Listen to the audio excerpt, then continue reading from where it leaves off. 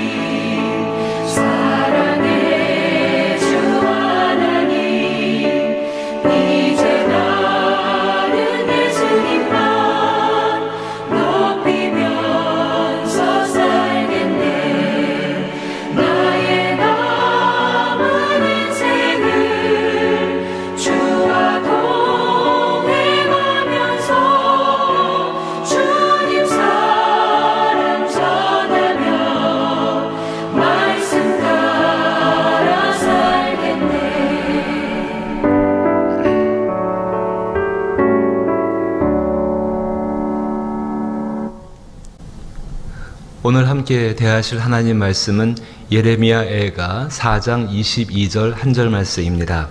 구약성경 1149면에 해당하고 예레미야애가 4장 22절 한 절 말씀입니다.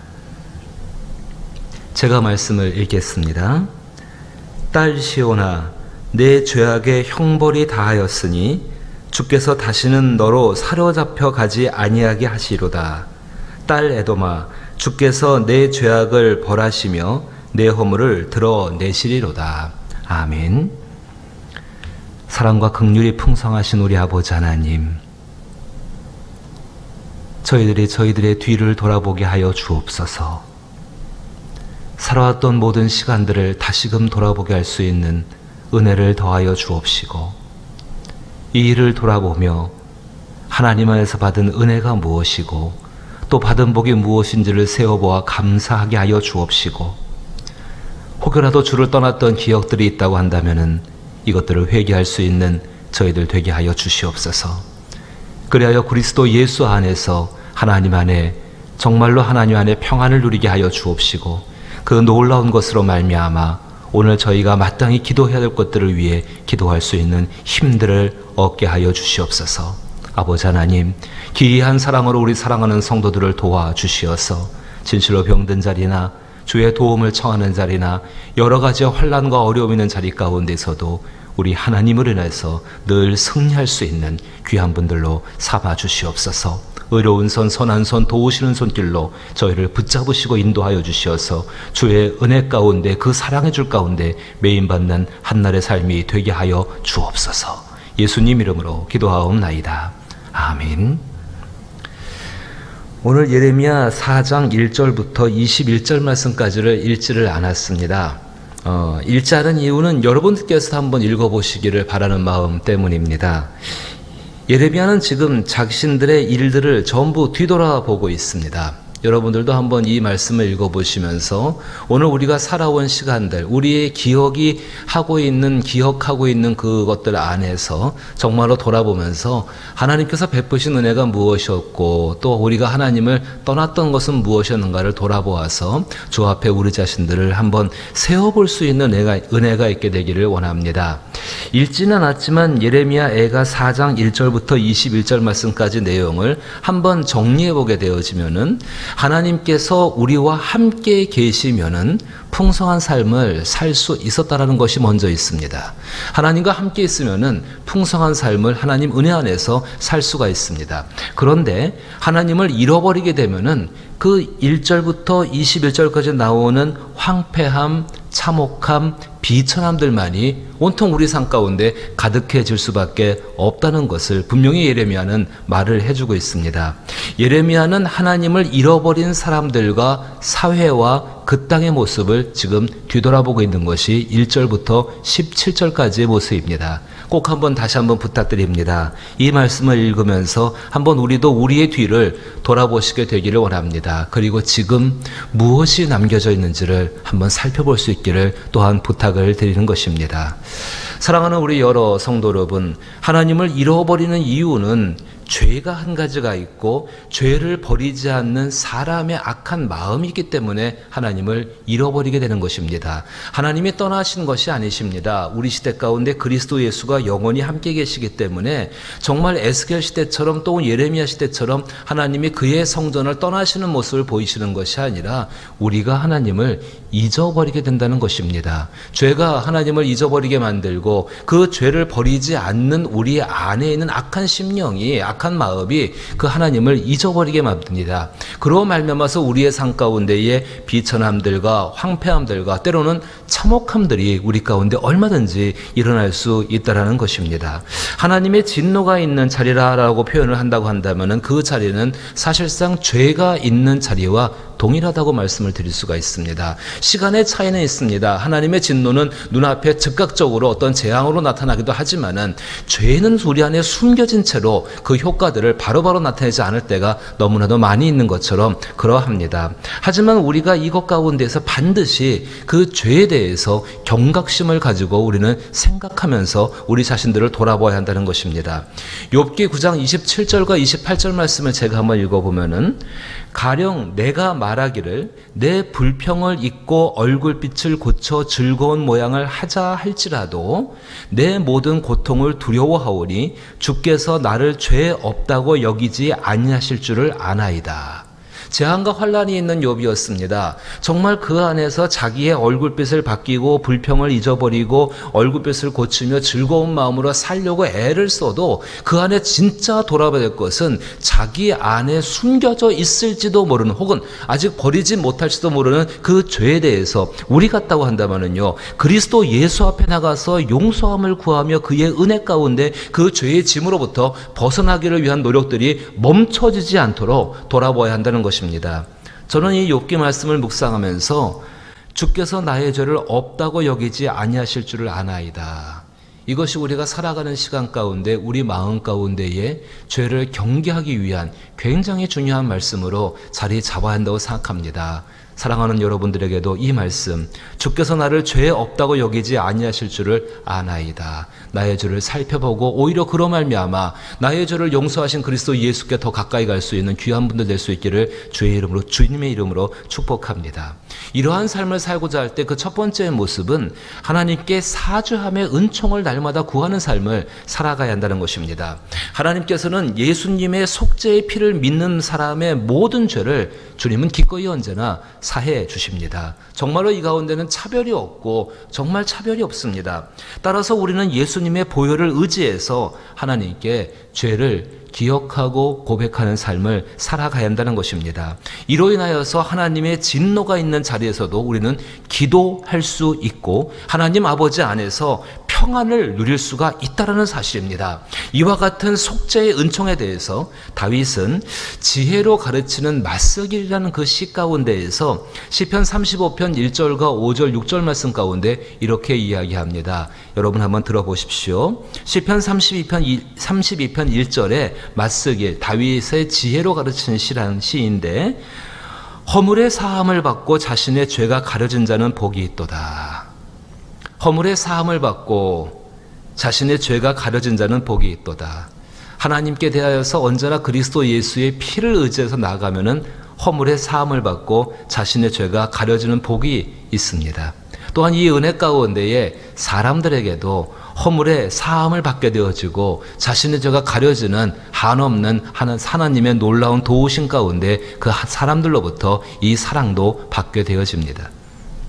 5절 말씀에 이렇게 말합니다. 그 근본적인 어떻게 그것이 가능할 수 있을 것인가, 근본적인 이유에 대해서 내가 이르기를 내 허물을 여호와께 자복하리라 하고 주께 내 죄를 아뢰고 내 죄악을 숨기지 아니하였더니 곧 주께서 내 죄악을 사하셨나이다. 이로 말미암아 모든 경건한 자는 주를 만날 기회를 얻어서 주께 기도할지라. 진실로 홍수가 범람할지라도 그에게 미치지 못하리이다. 경건하다는 것이 어떤 모습입니까? 하나님 앞에 완전히 의로워져서 정말 티도 점도 그 아무것도 죄도 없는 허물도 없는 그 모습으로 서는 것이 경건의 모습이지요.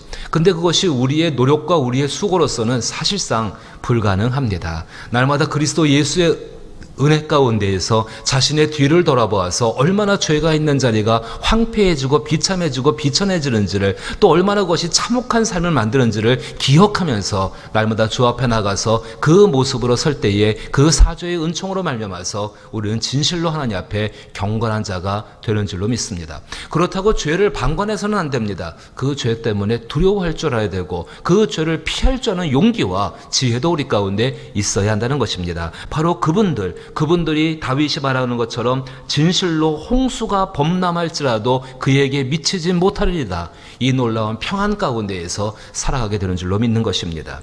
하나님께서는 환난과 재앙 중에 애가를 부르며 탄식하며 눈물로 무릎을 꿇어 기도했던 그 예레미야에게 사죄의 은총을 허락하여 주셨습니다.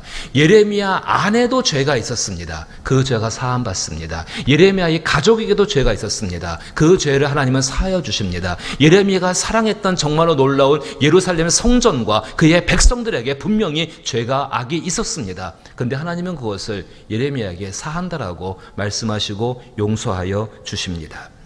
22절 상반절 말씀입니다. 딸 시온아, 내 죄악의 형벌이 다였으니 주께서 다시는 너로 사로잡혀 가지 아니하게 하시로다. 얼마나 놀랍고 얼마나 귀한 말씀입니까? 이 사죄의 은총 가운데 딸 시온아, 내 죄악의 형벌이 다하였으니 주께서 다시는 너로 사로잡혀 가지 아니하시게 하시로다. 환난과 재앙 중에도 날마다 우리 예수님의 보혈을 의지해서 그 속죄의 피를 의지해서 하나님 앞에 나아가 죄사함의 은혜를 받을 수 있는, 여기 이 놀라운 평강을 누릴 수 있는 저와 여러분이 될 수 있기를 주님의 이름으로 축복합니다. 또 한 가지를 기억하셔야 합니다. 또 한 가지는 죄의 흔적들을 돌아보셔야 한다는 것입니다. 많은 분들이 자신의 죄 때문에 하나님 앞에 나가서 회개하고 사죄하며 은총을 얻으며 마음의 평안을 얻는 것 가운데는 익숙합니다. 그런데 한 가지를 더 기억하셔야 합니다. 뒤를 돌아보시면서 다시 살펴본 것은 죄의 흔적들입니다. 하나님의 긍휼 속에서도 이 죄로 인한 그 흔적은 여전히 우리 가운데 남아있음을 기억하셔야 합니다.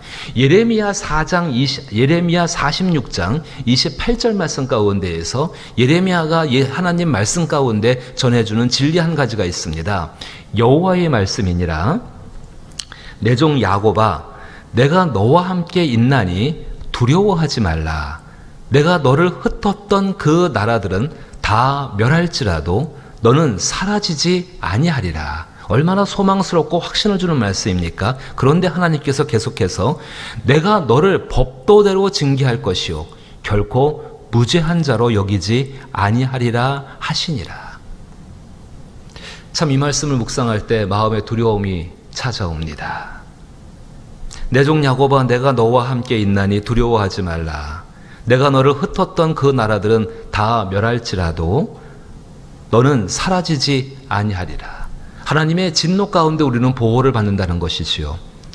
그런데 하나님 말씀하시는 것이 참 중요합니다. 내가 너를 법도대로 징계할 것이요 결코 무죄한 자로 여기지 아니하리라 하시니라. 죄의 흔적이 남아 있다라는 것입니다. 예수님 안에서 우리 자신들은 완전한 죄 사함을 받았는데 어떤 죄의 흔적이 남아 있을까요? 지금 유행하고 있는 이 코로나19의 바이러스, 이 코로나19 바이러스가 죄의 모습을 너무나도 잘 표현하고 있다고 저는 생각이 되어집니다.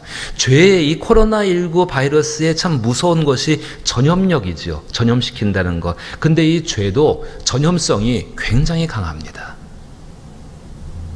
나는 회개함으로 죄의 용서함을 받아서 자유로울지 모르지만은 내가 죄를 가지고 있었던 그 동안에, 그 시간 동안에 내가 죄를 행했던 것, 죄를 버리지 않았던 그 시간 가운데 나의 마음과 나의 생각과 나의 말과 태도와 행동으로 인해서 그 죄가 다른 사람에게 옮겨갔고 그것이 변형되어져서 그 사람에게 죄로 인한 고통들을 여전히 만들고 있다는 사실을 우리는 기억하셔야 한다는 것입니다.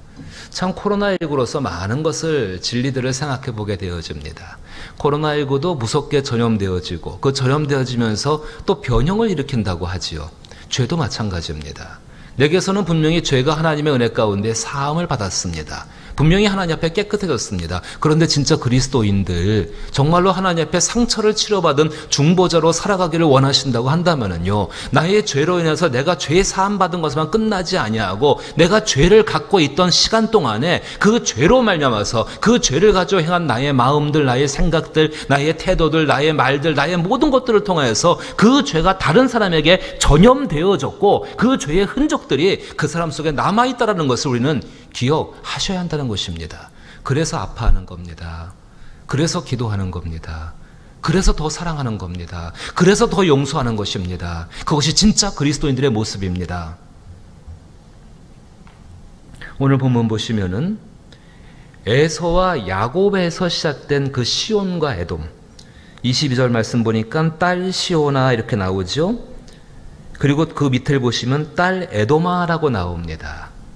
딸 시온아, 내 죄악에 형벌이 다하였으니 주께서 다시는 너로 사로잡혀 가지 아니하게 하시로다. 그 다음에 딸 에돔아, 주께서 내 죄악을 벌하시며 내 허물을 드러내시로다. 이 딸 에돔, 그 에서의 자손들입니다.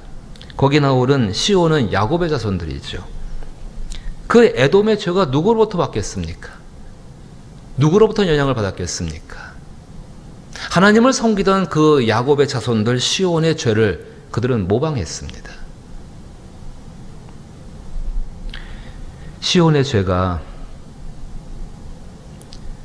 같은 피를 나눈 형제들에게, 함께 살아가는 사람들에게 전염된 것이지요. 따라서 시온의 백성들은 자신들의 죄로 인한 그 흔적인 에돔의 죄를 돌아보아야 한다는 것입니다. 그리고 그들에게 복음을 전하며 그들에게 하나님의 이름을 알려주고 사죄함의 은총을 알려주며 그들이 하나님 앞에 사함을 받을 수 있도록 그들은 사랑하며 도와야 한다는 것입니다. 사랑하는 우리 여러 성도 여러분, 그리스도인들은 주 예수의 은혜로 죄와 죄의 흔적으로부터 완전한 자유를 얻을 수 있는 사람들임에 틀림없습니다. 예레미야 50장 20절 말씀을 보게 되면은 여호와의 말씀이니라. 그날 그때에는 이스라엘의 죄악을 찾을지라도 얻겠고 유다의 죄를 찾을지라도 찾아내지 못하리니 이는 내가 남긴 자를 용서할 것입니다. 분명한 약속입니다.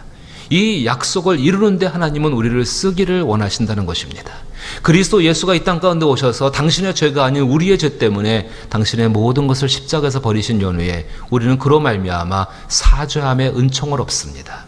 나의 죄가 사해졌습니다. 감사합니다. 정말로 놀라운 일입니다. 그럼 그 은혜를 입은 사람이라면 다른 사람의 죄에 대해서 그 사람의 죄가 용서받기 위해서, 특별히 그 죄가 나의 어떤 내가 죄를 갖고 있을 때 해왔던 그런 일들로 인해서 일한 것이라고 한다면 더욱더 하나님 앞에 찢어지는 가슴을 가지고 애통하는 마음을 가지고 자신의 뒤를 돌아보면서 그들에게 복음을 전하고 그들을 사랑하며 그들을 위해서 십자가 위에 자신을 놓아야 하지 않겠습니까? 모든 것은 사함을 받습니다. 그럼에도 불구하고 자신의 죄로 인한 타인의 범죄에 대하여서 우리는 돌아보아야 합니다. 뒤를 돌아보아서 자신과 다른 사람의 죄와 그 죄책감으로부터 너와 나가 그리고 우리가 함께 자유함을 얻을 수 있기를 주의 이름으로 간곡하게 축복합니다. 주기도문으로 예배 마칩니다. 하늘에 계신 우리 아버지여, 이름이 거룩히 여김을 받으시오며 나라의 임하옵시며 뜻이 하늘에서 이룬 것 같이 땅에서도 이루어지이다. 오늘날 우리에게 일용할 양식을 주옵시고 우리가 우리에게 죄 지은 자를 사하여 준 것 같이 우리 죄를 사하여 주옵시고 우리를 시험에 들게 하지 마옵시고 다만 악에서 구하옵소서. 대개 나라와 권세와 영광이 아버지께 영원히 있사옵나이다. 아멘. 자신의 뒤를 돌아보며 하나님 앞에 사죄함의 은총을 구하시게 되길 바라옵고 저의 흔적들을 돌아보며 다른 이의 죄를 위해서 정말로 애곡할 수 있는 우리들 자신이 되기를 원합니다. 여러 가지의 기도 제목을 가지고 함께 기도합니다.